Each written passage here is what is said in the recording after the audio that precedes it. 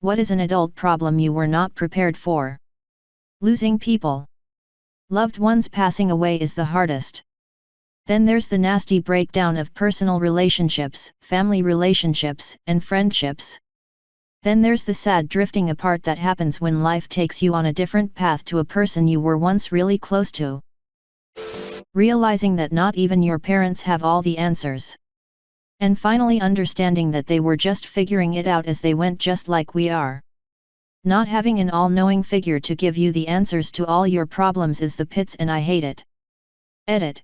Just wanted to add that I agree figuring stuff out for yourself is rewarding and fun, but some things you really don't want to figure out for yourself, or can't figure out. And for those things it's nice to have someone to point you in the right direction. Edit. Holy upvotes Batman, 3K? I think this might be my most upvoted comment. Here's how you pick doctors. Go to your insurance's website and get a list of doctors near you that are in network.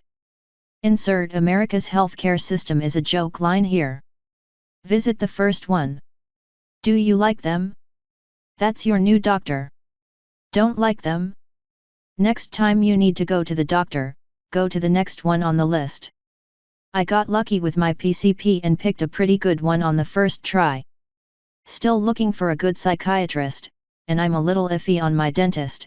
I just moved, so I had to find new doctors. Edit. Added a couple things people have mentioned in the comments. My insurance can sort by distance from my home and can filter out offices that aren't accepting new patients. You can Google a doctor's name for websites with reviews. Asking a trusted friend or coworker, someone who may be on the same insurance plan as you, can be a helpful resource.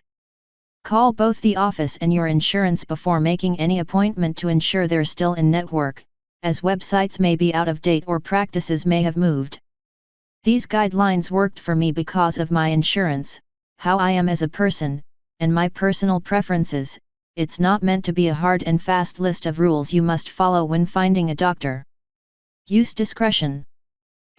Being able to not cook the same meal every day while balancing hundreds of other tasks.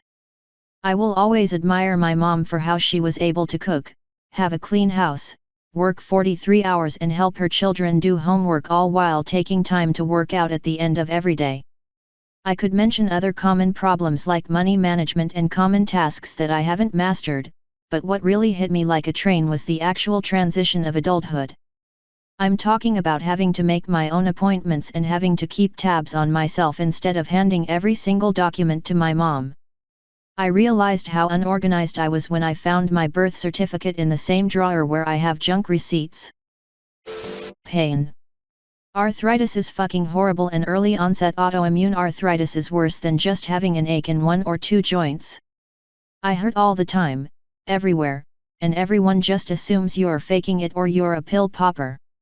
I am not going to live another 20 years with this pain like my dad did. And the worst part is when people say you're too young to have arthritis. Yay, I agree. I'm way too young to have this shit. Still got it though. I don't have arthritis, but I do have other issues that I end up having to use a cane for sometimes at 28 years old, and I get that you're too young for that a lot. It drives me up a wall. Like, thanks, you've cured me, I hadn't considered I may be too young for this. If only I'd known it was that easy. Pro tip: if you don't fall asleep within 30 minutes, get out of bed. Otherwise you'll associate your bed with lying awake. Furthermore, you could actually do something. You're gonna be tired tomorrow anyway, so why not do the dishes, clean the toilet, or organize your living room? Just any small task for 15 to 30 minutes.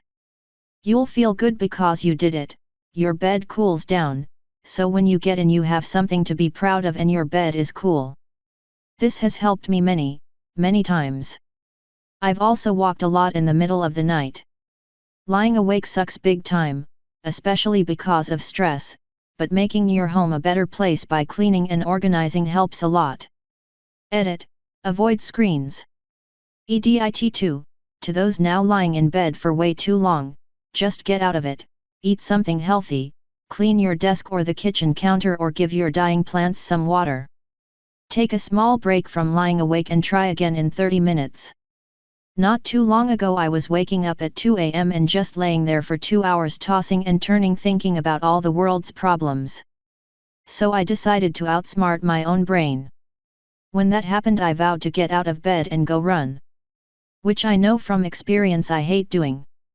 So my brain learned that if I was going to wake up at 2 o'clock it was going to have to go running. And eventually, not wanting to do that, I quit waking up at 2 a.m. Going from having tons of friends to really having no one. Even the few you have, if they get married and start popping out kids before you? It. I was a groomsman at my buddy's wedding and haven't seen him face to face in 2 years. First kid, back to college for his master's degree, house renovations have all kept him on lockdown. And now quarantine right when he finished his degree. Man, you really have to work at friendships in adulthood. I've got 3 proper friends left from school. 2 of them, my girlfriend is really friendly with their wives so we meet up with all of us. The third dude, excluding his stag do and wedding, I've only seen him 3 times in the last 3 years. Thankfully we met up just before lockdown started. The best friends in life you cannot see for ages but when you meet up it's like you only just saw them the week before.